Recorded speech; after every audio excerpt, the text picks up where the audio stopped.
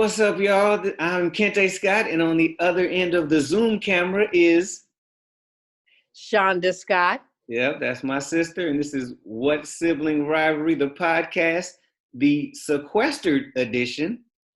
We are doing it live from Zoom because, as you know, the coronavirus has affected us. So this will be the first one we've done where we're not in the same space, huh? This is the first one. This is our new world. It's a new world. It literally changed overnight, last Thursday or Friday.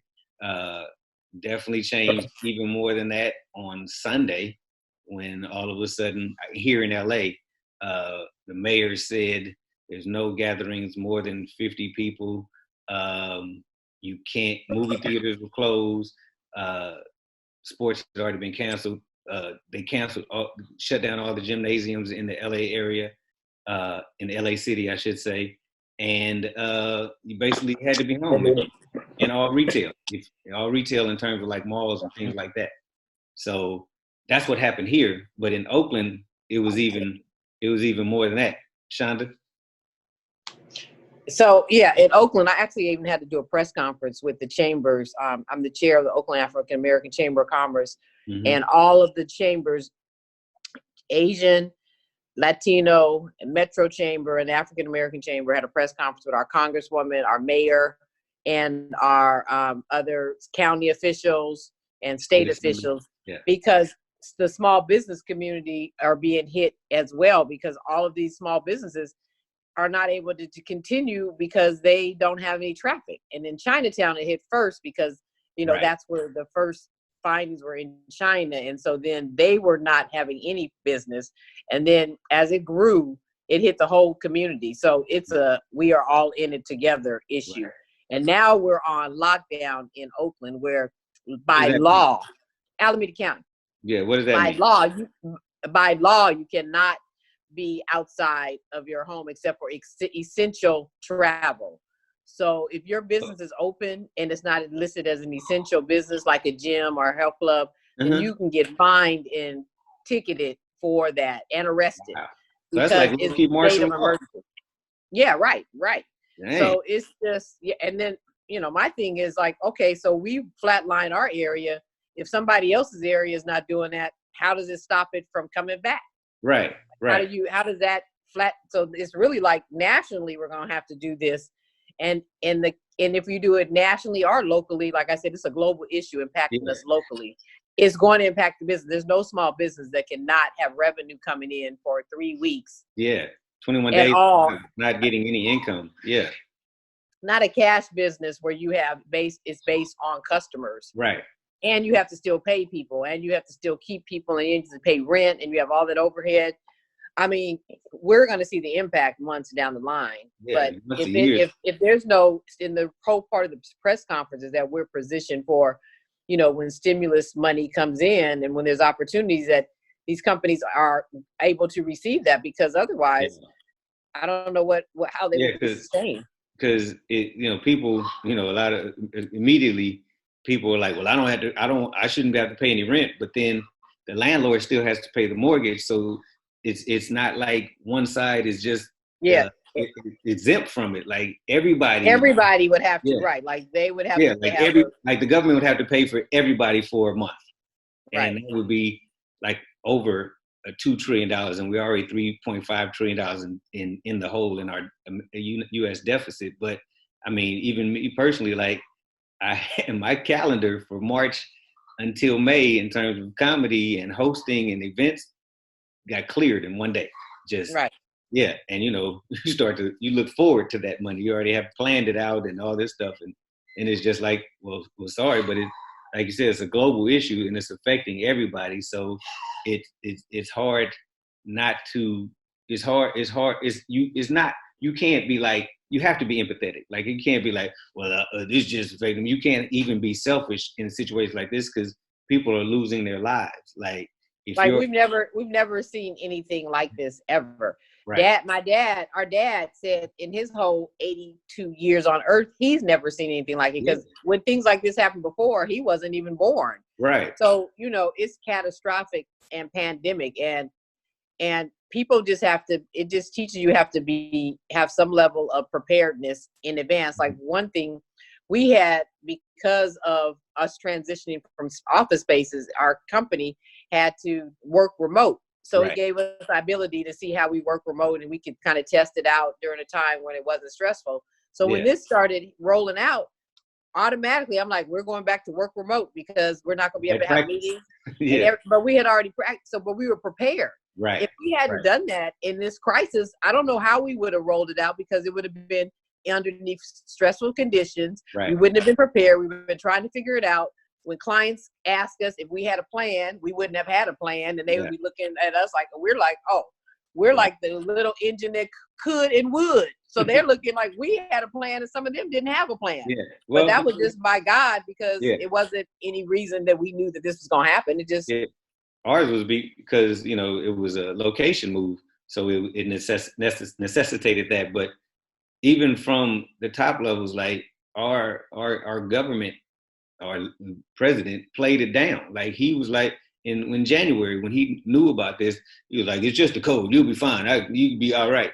So he wasn't prepared. So nobody ever got prepared. So then everybody started to panic. Like still don't understand why everybody's buying up toilet paper and well, that's because, but the toilet paper thing that people don't understand is that most of the toilet paper is produced in China.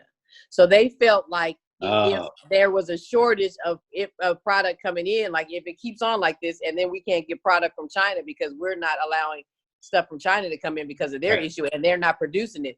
Their minds is seeing that at some point there's going to be a shortage. Okay. So the whole toilet paper thing came because it came from China, not because it was associated with any symptoms you have with COVID-19. So that was why, and that's why it was so funny. Everyone's like, I don't get the China part, but it wasn't. And the funny part is, China is at this point on the other side of the curve, because immediately when everything started happening, they attacked it in terms of quarantining anybody who was sick, shutting down everything for a month or so. And but the part about that that's not like funny either, but they knew about it before. They didn't tell about it before. So you don't know how long they've really been dealing with it. So like our response in the end could end up being a faster response than there, because they have had a longer time. This was going on that we know of last year before the holidays. So you don't need to tell me more. So after that, this is our mom. She's going to be our, she's a nurse. She's on the ground, ground zero with this. So she's our medical commentator for today on the COVID-19. More than we are. Yeah. Well, did she leave? No, but she was just in the shot, so I wanted to explain who this was. Oh, okay. But she was walking out like she was gone. I got mad for a minute. But so what are you doing in your sequestered day? It's only been 48 hours, but how has it changed your daily routine? Well, like I said, when we did it before, meaning the work from remote, it made me realize that, you have a level of first of all, I had to get used to, because I like going to a place to work. So I had to get mentally prepared. Once I got comfortable with that, then it made me realize that you're not as stressed in a way, because you are, in a more comfortable home, and, like you're in the comforts of your home. So that part of it makes you so we're still working. So it makes you productive. Like I had done all this stuff, and I'm like, it's already 12 o'clock. I wasn't really ready for it to be 12. I actually slept in longer, and that wasn't by design. It's just that I didn't wake up until later. Usually I wake up early. So, I mean, it gives you a place of rest. Then I'm going to figure out how I can do more of my meditation and praying and stuff during the day, that I don't always get to do. And then now my workout is walking my dog every day. And so like every day I'm gonna walk him more, because he's here. He's like, you're here, I'm here. So by 3 weeks, I'm like, yes, okay, I wanted to lose the weight. I didn't know it was gonna come to this. But it's kind of that way. And then more family time, and then everything is more, I had gotten mentally used to us having these kind of communications like on the web and virtual.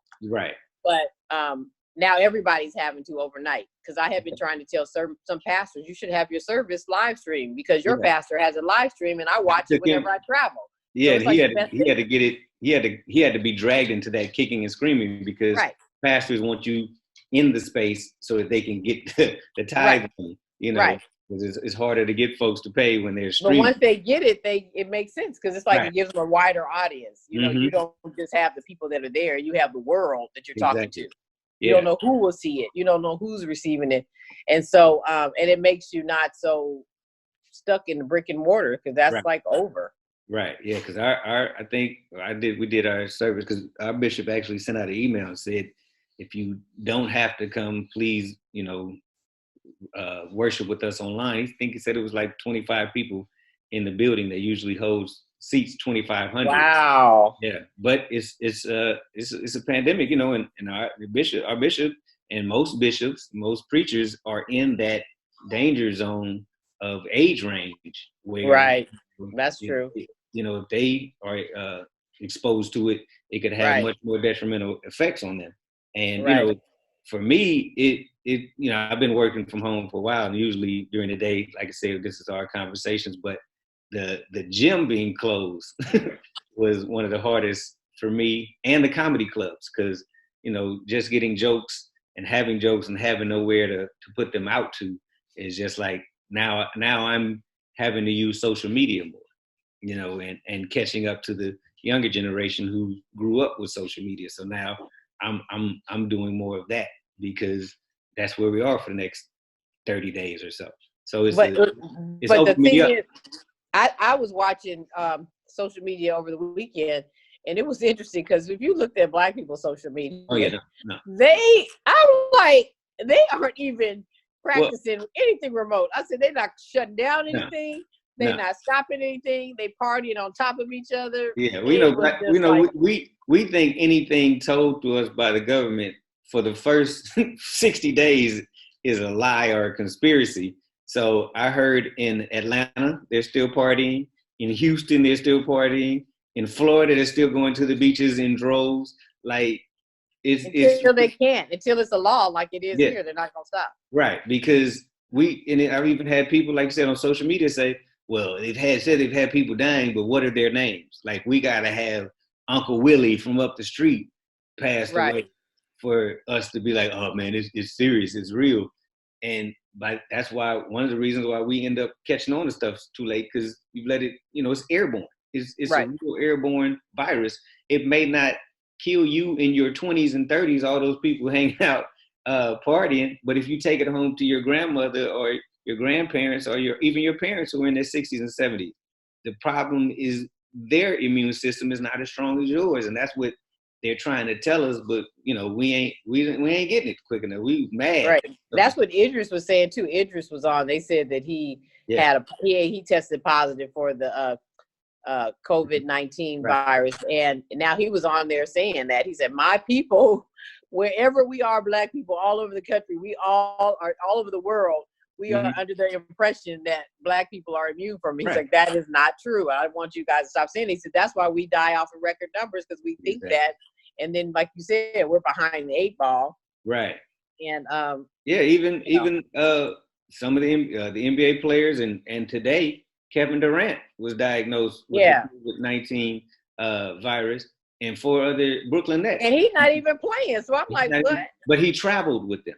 Like, and he might have traveled to where somebody, and they're on airplanes with that, that air and all that.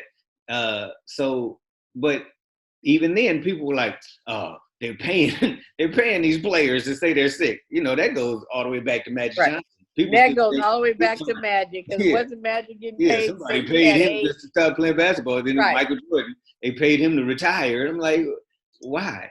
What is the end game for these people to say they're actually sick if they're not? But I think the main point is that they're just trying to curb it. You know what I mean?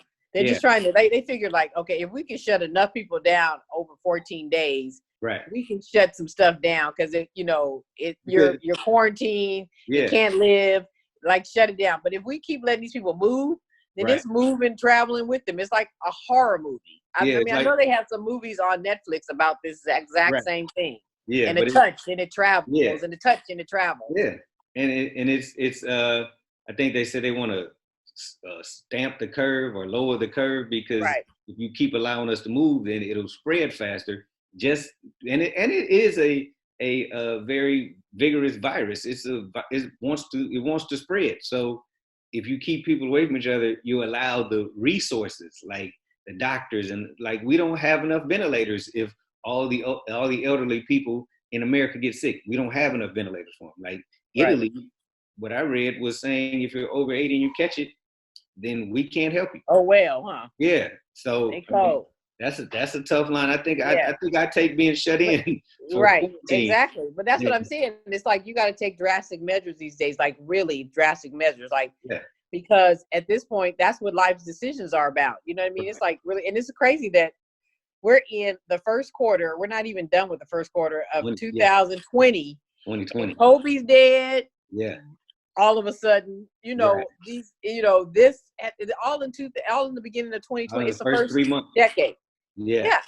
So I'm Yeah. like, well, it's a whole new world. It's a new decade, and everybody's like, new decade, new me, but it's a new decade. So if it's gonna be a new you need to be ready for what comes in the new decade. You can't be doing, like you said, the same old stuff of, oh man, I'm caught off guard. You got to be prepared. And Right. Because that's the one thing about don't be touching my stuff now. I gotta wipe it down. Don't be just touching everything. Okay, we got our medical professional here. They're the hardest one. So we're practicing social distancing. Okay. So I want her to come in. I'm gonna move over so we can have her input on. I don't think the screen is big enough for 6 to 8 feet from each other. So y'all just gonna have to make sure y'all good. Frazier. Hello, how you doing? Nurse, RN. Yes, right. Well, my input is this. First of all, the panic happens as people don't have all of the facts correct. Mm-hmm. And as the facts have come out in dribbles instead of coming out all of it at the same time, people have come up with their own facts. So at one point, Black people were saying that they didn't get it. Well, Black people can get it, as we now know. The other thing came out was that if you get it, it's not going to be so bad in Black people. Everybody that has gotten it has had the same kind of symptoms. So just be aware. If you're in good health,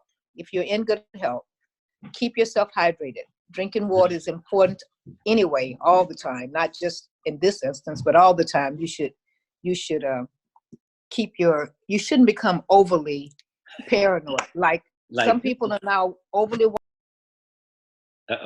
things that they touch. I mean, it becomes again. I was cleaning the screen. That's don't why. clean the screen again. We're doing a podcast. That was me cleaning the screen. That's what you saw, the blackout. Yeah, thank you, America. So I picked up her either lipstick or fingernail, and she went and got a sanitary thing to wipe it off. That's going overboard. But you do know your daughter is a bit of a hypochondriac. Before the coronavirus. Wait, that was what I was thinking earlier. I was like, this is the wrong environment for a hypochondriac. This is like the perfect environment for a hypochondriac because you're just like, oh my, oh no. You are a little OCD with it right now. And I'm not even OCD, but I'm like, I do understand. I'm not opposed. I'm not opposed to OCD no was more. Before. But go ahead. Okay, so it's important for you to hydrate. It's important for you to eat well, and it's important for you to get rest. And those are the three things they tell you about anything that happens to you around health. So the people who were most vulnerable were seniors. And the reason that they were most vulnerable is because the first one, they're usually not in good health. Right. So those people that died were people who were in nursing homes who already had compromised health.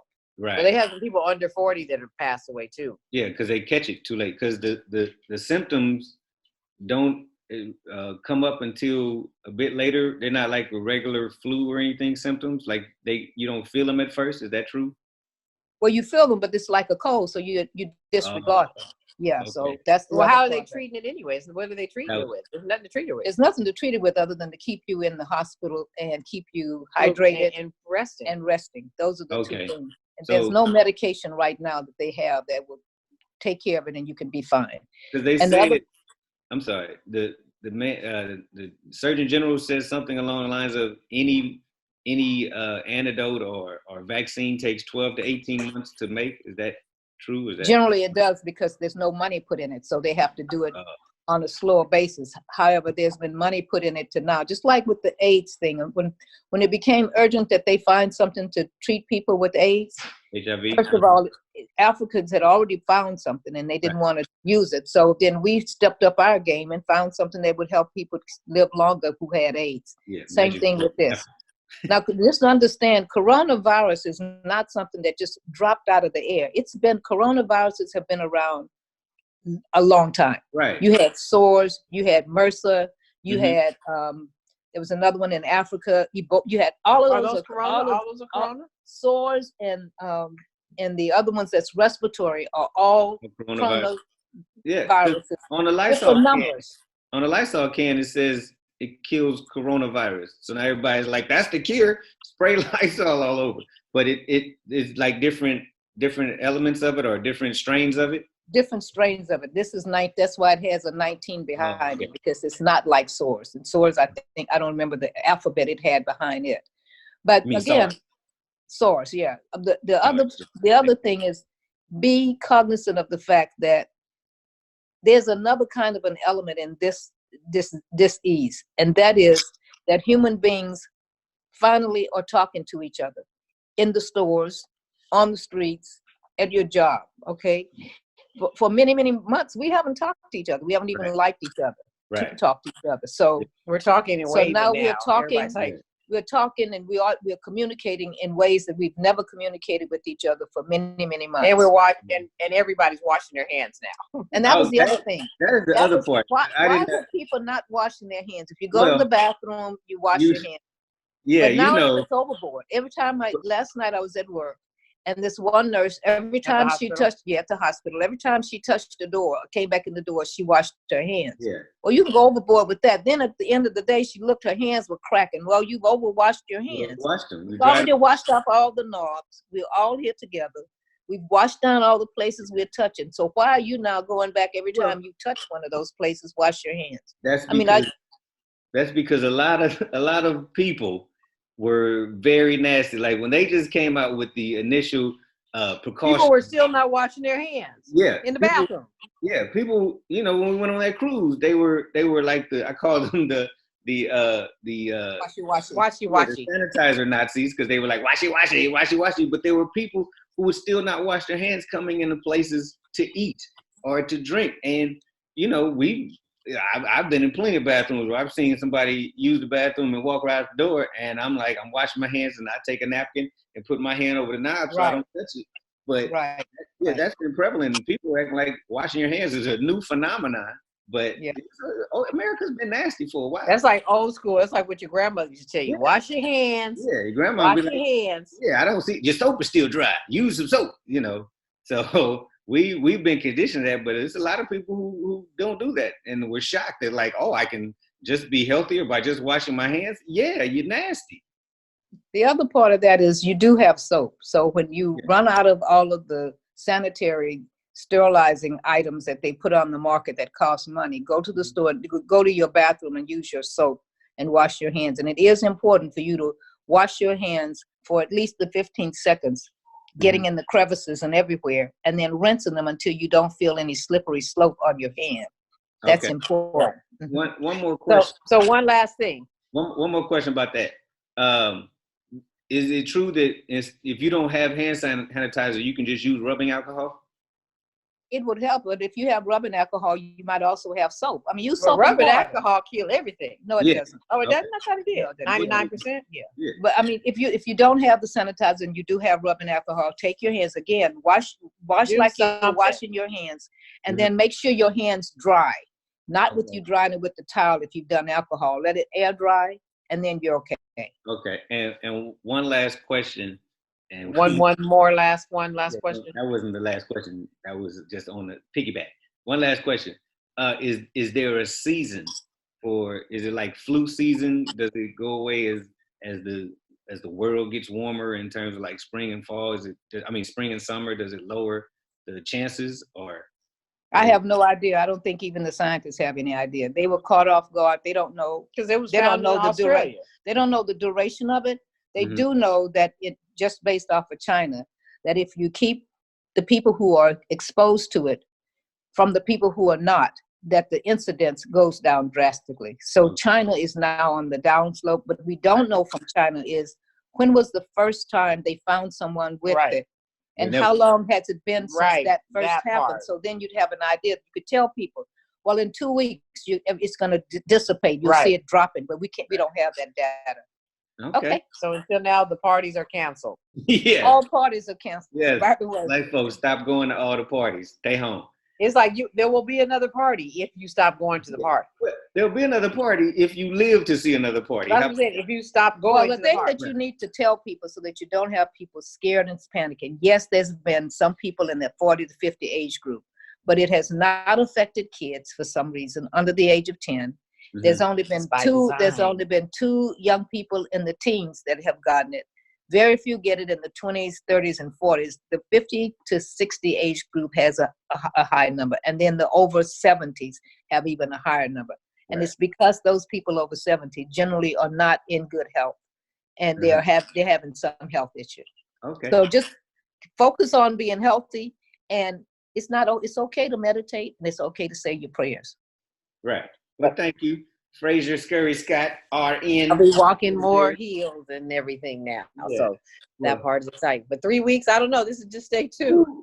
I know. I don't know what I'm going to be thinking by next week when everybody's literally shut down. Because like Bram was saying, our director is like, some people aren't shutting all the way down. Yeah, I know a lot of people ain't shutting all the way down.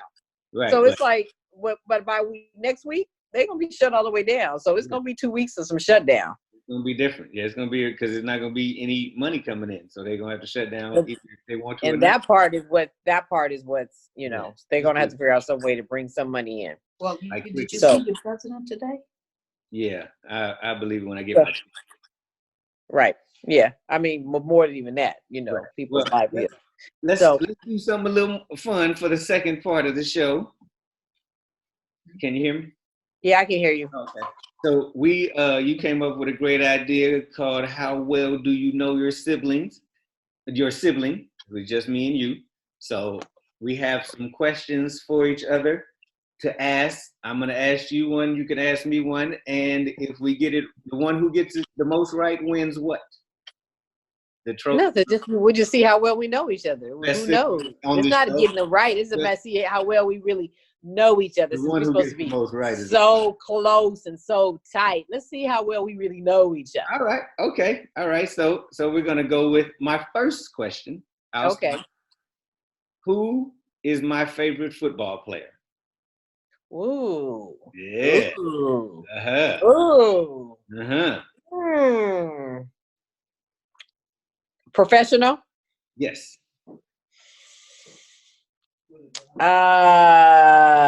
Offense or defense? It's one player. No, offense or defense? I got a number one. It's a number one. And then everybody else comes after. I have his shirt. I was going Earl Campbell! I think Madeira helped you with that one. No, she did. She said Willie Brown, our uncle. No. Earl Campbell. Earl Campbell. You know, why was I going to say Warren Moon? I think because I was thinking Houston, but I know it's Earl Campbell. Yeah, he was my favorite football player of all time. So right. Yep, Earl Campbell. Yep, right. Mm-hmm. So what's your question for me? My favorite. Who is your favorite? Football player? Football player? Is this one? Who is my favorite football player? I don't know if I have a favorite football. I don't think I have a favorite football player. I don't know if I have a favorite one. So I say Willie Brown. Okay. Because I get excited every time I see that clip of him running. And I'm like, he was there. He running. He running with the turn and get the touchdown. Yeah. So yeah, that was great. All right, what's your first question for me to see if I know you? Oh, hold on. My screen went away. Fraser, golly. Okay, your favorite color. I'll do something easy. What's your favorite color? What am I asking you? What's your favorite color, or what's my favorite color? What's your favorite color? Or what's my favorite color? Ooh, I used to feel like it was purple, and it still is. Okay, it is still I thought it might change. Okay. Only because it's my birthstone, but I like other colors. But Yeah. If you were gonna say if I was gonna say the favorite, it would have to be purple. Purple. All right. What's my favorite ice cream flavor? Black walnut. Okay. All right. You're killing it. Yeah. What's mine? Huh? What's mine? What's yours? Something silly. Cookie dough. Okay, see. Yeah. All right. I was about to say, come on now. What's the name of it? Yours used to be blue bubblegum. Yes, it did. Yes, blue bubblegum used to be the business. You got another one? Okay. Name one of my favorite restaurants. Right now? Crustacean. Today. Okay, you can get that one. Well, what's your favorite? But can I tell you, but Maestro's hooked up my birthday. I'm like, Maestro's in San Francisco. I'm not saying all of them. The one in San Francisco, though, it was really nice. They gave you your own menu? They was nice. I like them. I want to go back. Okay, so they moved in. Yeah, crustaceans, you can say that. Right. Okay, all right. It's one of them, since it's one of them. Yes, name one of them. Okay. Name one of my favorite comedians. You got the easy ones. Richard Pryor. Yeah. Yeah, exactly. I mean, what? I thought I gave you the softball questions. You got all the answers. Richard Pryor. Richard Pryor. Yep. Okay. What's yours? Name one of my favorite singers. Tina Marie. I'm talking square to you, baby. Square. You used to wear that. Number one. She number one. Yeah, she been number one. Jill Scott. Everybody knows Tina Marie. Jill Scott is in top 2. Oh, Jill Scott's my girl. Yeah, but Tina Marie. Ill. Yeah. Yeah. But Tina Marie is the one. Yeah, Tina Marie is. Okay. You want to go with one? Or you want me to go? You go. I just went. These are so easy. What kind of chocolate do I like? I know you so well. What kind of chocolate do I like? These are white chocolate, because you like that. Because you like that white chocolate. Don't be like that. Don't stop. Every time I say I like white chocolate, all the ladies be like, because you like that white chocolate. Yes, I do like white chocolate candy. White chocolate. Yes, you like that white chocolate. All the shades of chocolate in the ladies. You're right. Whatever. Okay. Name one of my favorite. One of my female inspirations. I guess somebody who inspires me that's a female. Okay. Go with Oprah, since they call you Oprah. Number one. Since they call me Oakland's Oprah. Yeah. You know, Marcus King. Marcus King calls you Oakland's Oprah. Marcus the King, as I call him. Talking about almost Oprah. Well, yeah. no, Oakland's Oprah. Yeah, I said he always got something to say. Just don't fall like the real Oprah. But Michelle Obama's kind of up there. But I think off the cuff, I would probably say Oprah. But Michelle Obama, through and through. Of course. You've hung out with her a little more too. Okay. This girl gave you softball questions. I did hang out with her a little more. You're right. Yes. Yeah, that one right there. Yeah, you're right. I did. Name the bear that went missing on our family vacation. Why are you just giving easy questions? Everybody knows that I was scarred. Oh, I was thinking about the real bear because we just went to Yosemite and saw a live bear, and I'm like, went missing. I was like, the bear had a name. Oh, like everybody, even our WSR fans know that it's Smokey. Smokey. You know I got Smokey's replacement still in this house right now. You got the Smokes in the house? The Smokes is in the Zen room. The Smokes is alive. That's what I'm saying. That's how I know that it was a setup by the older generation to get rid of Smokey. Because how do we get here? Because you got an old school dad. At some point he was like, I don't know about how cute I'm gonna think this little 7-year-old boy. Although they thought you was younger, right? Sitting up here with this teddy bear at dinner every day. So all of a sudden there was I can believe that. Yeah, it was a rental car. He got left in a rental car. Come on. Shut up, man. I did the same thing with Tyler's pacifier. I know what y'all did. Okay. I never did that with anything at Austin's. That's funny. Yeah. Well, you know, our didn't parents have clean on stuff like that. Yeah, our parents were notorious for throwing away great toys of our childhood. Right. Okay. You're still traumatized. All right. What you got? What seafood do I not like? Ooh. I don't even know that answer. What seafood do you not like? No seafood? I think that's the answer because I don't know what seafood I don't like. Yeah. I like scallops. I like clams. You I like oysters. I love oysters. Oh. Love them. Oh I love shrimp. I love lobster. You like fish. crawfish? I like salmon. I like crawfish. Etouffee. Yeah. I like. I don't know what seafood I don't like. Oh, I like octopus. You know what I don't like anymore? I used to like it. Only do a certain phase in my life in college. I liked it because I started eating sushi and they had this smoked eel. Ugh. But after I went parasailing and saw an eel swimming underneath me, and I just kind of saw the eel, I can't do the eel anymore because I'm like, it looks too python-ish to me. Well, you saw plenty of fish swimming. So I don't know if the eel counts as a seafood, but that would be one that I might not. In the sea. Yeah, that's okay. Yeah, I didn't know you were eating eel with your sushi. Right. I knew you were drinking outside. Yeah, I would eat. They would eat. It was pretty good too, but now I just can't get the thoughts out of my mind. But anyway. Tyler just gave up so many easy questions. Name one show or movie that I have been on. Oh, better yet, name the movie that you came to the set and met your Hollywood crush.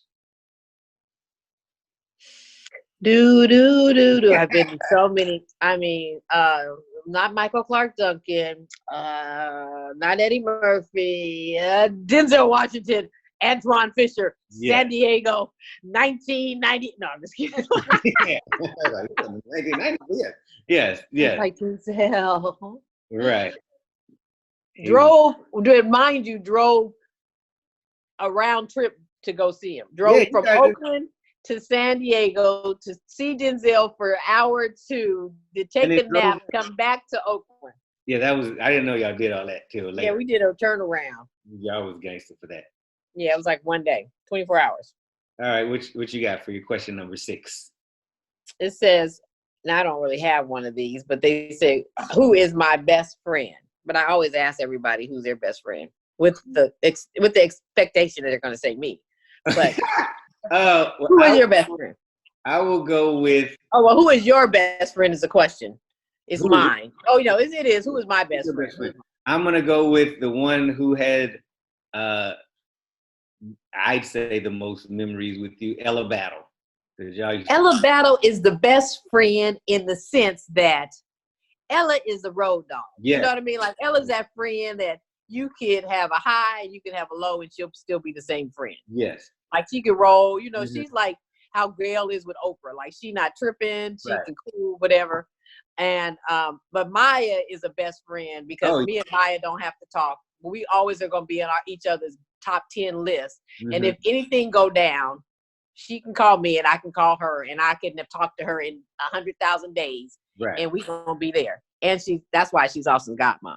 Yeah. But Ella's the one. 5 best friends, like different categories of. Yeah, I never claimed one best friend in life because I always had like a few close friends. So I never wanted to say who was the best friend because I didn't really, Exactly. Yeah. It changed. At certain times you saw one friend more than you saw the other one. It just depends on life. But you and Ella was hanging like thick as thieves. Yeah, me and Ella got more stories to go back because we went to high school, then we went to college. Yeah. But so that's funny. Gotcha. All right. Who's yours? I know Carlton was your best friend, but Carlton was my best friend. Shannon was mine. Yeah, that's like family. That's funny. Yeah. Then it was Dwayne McHenry, and now it's it just got I got a few like Sean Lockhart, Kip my barber. So like 3 or 4. Yeah. Okay, my last. But my all-time real best friend is Frazier. I wrote a whole story about how she's the real BFF. Right. Yes. Exactly. That's true. And she is the OG BFF. She's OG BFF. Yes. All right. Last question for me. This might be one to stump you. Thank you, Tyler. Finally gave her something. Name my childhood crush. I had two. Childhood, like what age? Like when you're old, I mean, it would say 10 to 10 and up. And it's 10 and up? yeah, like It was a real person? yeah, it's a real person. And you be on some superhero like, oh, yeah. I like, my childhood celebrity crush. Then how about that? Dang, all I could think of is maybe Janet Jackson. And who else was around? I mean, who is it? Yes, Janet Jackson on when she was on Different Strokes as Charlene. Yeah, that's what I'm saying. All it had to be. That was everybody's boy's crush in that, because she was like the girlfriend. Who else was on TV that looked like you? Vanity from Vanity 6. Yeah, that was when you was older though. No, I was like 12. Were you on the wall? Oh, 12, that's funny. I never thought about Vanity. I guess I thought about her older. Yeah, I was like, yeah, I want to get into acting so I can kiss her one day. Never. That's funny. What's your last question? Well, who is my crush? We already know my crush. Never mind. Yes, your crush is. We just said it. Denzel. Denzel at 40. Denzel at 20. Denzel at 60. It has always Denzel. Carbon copy Denzel with the gap in his tooth was my original crush. Now that was when Denzel was in his 20s, probably. Yes. Denzel is 60 now, and I'm still like, yes. What's your favorite celebrity? Denzel Washington? Yeah. Because you always started with, I liked him before he even got his teeth fixed. Yeah, right. Yeah, Michael Jackson I like too. Michael Jackson was different though. That's a different thing. Yeah, but you kind of switched because you was a Jackie Jackson fan, so it was a couple. Yeah, no, that's right. The Jacksons were switched because it was at some point you liked all the Jacksons. Then he was Michael. Then all of a sudden, at first it was Michael when you were little because you thought you were closer to his age, and he was so cute. Then as he got older, off the while, you're like, oh, he's cute. But then when they came out with that victory tour, them Jacksons all came out fine. I'm like, even Marlon Tito was fine. Then it was Randy because we were all the same age. I'm like, that whole tour, they were all beautiful. Right. In that glitter jumpsuit, and they was like, can you feel it? Can you feel it? He's having a moment. All right. Okay. I was like, so, all right. Oh, my husbands, all of them. There she go. There she go. My favorite place to shop. Everywhere. Your favorite place to shop. Wee. I know. I don't even know if I really have a favorite place. Favorite place to shop? The city? Huh? I said a city or an actual shop? I know you almost could say a city. Yeah. Because your favorite place to shop. Oh, you said a city. Say a city. That's a good one. Your favorite place to shop in the city is New York City. When you go there. It used to be, but I wouldn't have said that. It used to be back in the day. LA now? No, never LA. I like LA, but not like Beverly Hills is nice. Yeah, that used to, But Italy is Italy. If I were to say a city, oh my God, Milan. Woo! Okay. Yeah. So I didn't know. Yeah. All right. Yeah, but you're right. New York back in the day, I'd be like, yeah, New York City. You're like, I gotta go to. Oh yeah, I gotta get me some shoes because you could get stuff in New York you could find anywhere, and boots you could find, and yeah, I forgot about that. You look at you. All right. Well. All right. We've had so a good time. Who knew who the best? I think you got me at the end because I didn't know your favorite place to shop. So you won by a nose. You mean you won everyone about me except for that one? Yeah, I knew everyone about you except for that one. Oh, no, we were pretty close. Okay. Well, then we are really close. See, we're really close siblings. This is true. Right. Yeah. And we're not just faking it. Huh? And we're not just faking it. We're really close. Exactly. You really like me. You really do. Yeah. So this has been What Sibling Rivalry, the Zoom edition, aka via satellite edition. I'm here, you're there. And even when we're hundreds of miles away, it's done what, Shonda? Before I say what it's done in, it's just interesting to me how in life, though, you can figure things out. That's what all this is telling you about. Like, you just figure stuff out. Like, before then, we didn't have this internet version of our podcast. But now you can things happen and people are just figuring stuff out. It's like in Dubai, like all things are possible. If you have that mindset, you can create and do and be anything that you put your mind to, that belief. So with that belief, and the fact of the matter is that it's all about love. Yeah. Just remember that. Always remember that. It's all about love. There it is. And this has been What Sibling Rivalry, the sequestered edition. We might be back next week doing it again. Now that we got 3 weeks. Yeah, we can do this like for 3 weeks. This will be our outlet. Right. Hey, they're doing another podcast. Well, that's where we're going to post it. Like, you're home alone. Right. You're busy twiddling your thumbs. Tune in to What Sibling Rivalry. We have it on Spotify. We have it on Apple. Yes. We have it on YouTube. Follow us on IG. What Sibling Rivalry. Yeah, follow us. Thank y'all. Love you, sister. Love you, mama. Thank you for popping in with your expertise. Is she going? A medical professional, yes. You're welcome. All right, we are the voice of God. You're welcome. Yes, exactly. All right, y'all. All right, thank you all. Talk to you later. Okay, be safe out there. We stay